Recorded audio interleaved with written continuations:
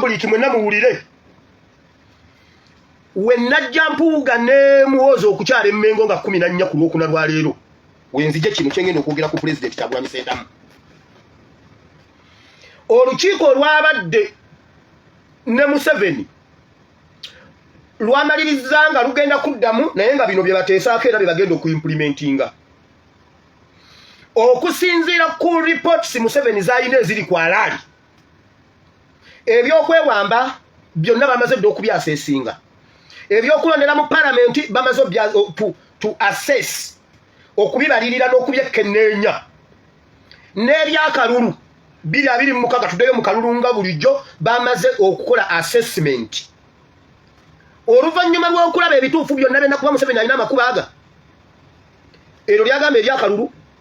eryokulondera mu palamenti oba eryokwewamba we batannaba kujja kiki bagenda kukola katuwulira oluvannyuma nga bakoze bye balaba okusinziira mu tuwa president zaaliko Museveni byatambula njukunju byawulira mu bantu basazeewo kino ekereziya yakiikiriddwa omukulu ng'atudde mu kifo ky'obukulu bw'abakatuliki sigenda mwogera linnya yakiikiridde ekereziya ekkanisa ya Uganda n'ekiikirirwa Pilato yabaddeyo Kazimba Mugalu ekkanisa ya Uganda yabaddeyo Kazimba Mugalu yabaddeyo n'ekereziya n'ekiikirirwa gwe soogedde nyina nsonga lwaki simwogedde babadde ne bakayihura ne bateesa bwe bati nga Museveni abalaajanira bwati era ne bamaliriza nga bakkanyiza bwe bati bagenda kufuna ba ex government servants abakolerako gavumenti nga baawummula bagenda kukulemberwa Lugunda kuba Lugunda yabaddeyo Lugunda ndugu wabba amatooke n'amata mu biseera bya covid ebyali ebyamama Ebeni ne bannakawere b'ebiseera ebyo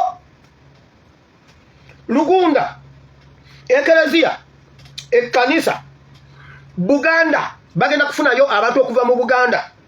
abaweerezaako emmengo bafune abakulu b'ebika bafune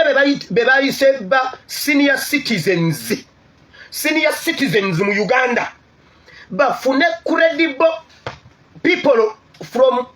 different institutions bakole bwe bati bagende ne ba ex army officers abawummula naye nga bakyalimu ensa bagenda kulumba kusisinkana bagenda kusikinga appointment ewa His Excellency Kyagulanyi boogere ku biseera bya Uganda eby'omu maaso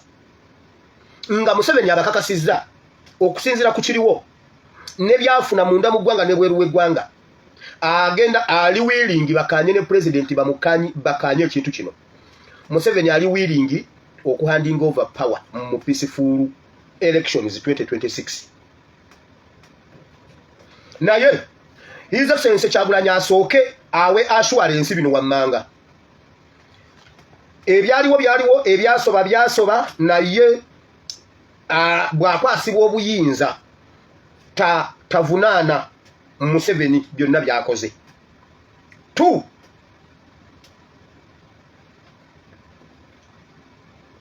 Bobi Wine His Excellency Kyagulanyi abakolera endagaano nti gavumenti tasobola kujja n'abantu bapya bakole gavumenti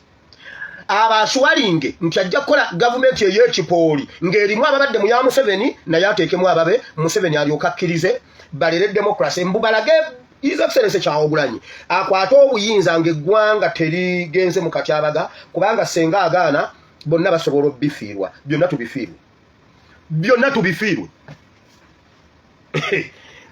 tubifiirwe Museveni bwe wali ojjako bobote mwamala kola gundi eyo bwe wajja tewajja bibyo Museveni lemera ku ntebe tovaako anti ojagala beerako gwe beerakola kwewamba weewambe oba olondera mu palamenti gwe kiyise leero olwaddemu okukiyisa ku Sunday gwe yita palamenti ku Sunday mu kiyise kyonna kyoyagala okukola nakugamba tewali wagenda kulokola mu mukono gwaffe nowakana byonna tubifiirwe kuba teffe tewali kye tufiirwa twabagamba nga mulowooza tusaaga nkugambye ekereziya yegenda okulembera ekereziya bwe twabayita okujja okusaba ku kavule mwajja ekkanisa bwe twabayita okujja okusaba ku kavule mwajja abalokole bwe twabayita okujja ku kavule okusaba mwajja kati nga bwe mwasirika musirikire ddala siri mwogezi nze ate siri weni yupi siri weni yupi naye temulinnyayo bamaze twasesi each and everything ne bagamba bamutega abantu abakulu bawa respect basooke bamulage nti obuyinza yamaze dde obukwata kachakakane ogusajja gumwefuulire musigale ku saidi ya Museveni juzi twasomye kyawandikibwa nga Bible egamba ogusenge gwe muzimbye Katonda agenda gusuula tegugudde temuzimbye ogusenge ne Museveni mutunyigirize mubere ne Museveni mutunyigirize temuvuga bimotoka bya Museveni muzimbe ogusenge gwa mwe Bible egamba Katonda yagamba Ezekiel ngenda kuleeta empewo ndeete enkuba ne mukoka ndeete ebiyinja ebinene bisuule ogusenge ogwo naye bannange oba nze wano ngende enkuume ku geeti ye wa His Excellency Kyagulanyi obe yeewaka